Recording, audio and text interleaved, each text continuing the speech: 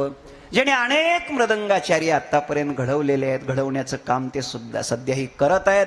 गोड असे अनेक मुलांना त्यांनी मृदंगाच्या क्षेत्रात त्यांचं जीवन यशस्वी बनवलेलं आहे. आणि पंढरीच्या वाळवंटात कार्तिकी वारीला आवर्जून त्यांचा मृदंग ऐकण्यासाठी आम्ही त्या संत मोतीराम महाराजांच्या फळा संस्थांवरती जायचं.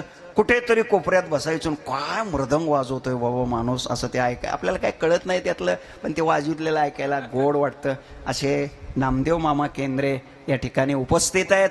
सुदैवाने मृदंगाच्या क्षेत्रात त्यांनी जी साधना केलेली आहे आणि त्या साधनेकरता वयाची 61 वर्ष, बरोबर आहे मामा, 61 वर्ष त्यांनी पूर्ण केलेले आहेत. अनेक शिष्य घडवलेले आहेत आणि म्हणून त्यांचा गुणगौरव सोहळा आयोजित केलेला आहे 10 जून, बरोबर आहे, 10 जून या दिवशी संत मोतीराम महाराजांच्या चरण सानिध्यात श्री क्षेत्र फळा या ठिकाणी त्यांचा गुणगौरव सोहळा आयोजित केलेला आहे. आणि त्याच्यामध्ये वारकरी संप्रदायाचे थोर महापुरुष, वारकरी संप्रदायाच्या संत परंपरेचे पाईक, प्रातस्मरणीय हरिभक्ती परायण गुरुवर्य कान्होबा महाराज देहूकर यांची सकाळी 11 ते 1 या वेळेमध्ये त्यांचं कीर्तन 10 जून या दिवशी श्री क्षेत्र फळा या ठिकाणी होणार आहे.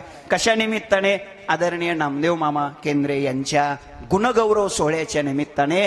आणि त्यांनी शिकवलेले अनेक शिष्य त्याकरता उपस्थित राहणार आहेत. अनेक त्यांचे शिष्य परिवार, भक्त परिवार उपस्थित राहणार आहेत. आपण त्याही सोहळ्याचा अवश्य लाभ घ्यावा. आज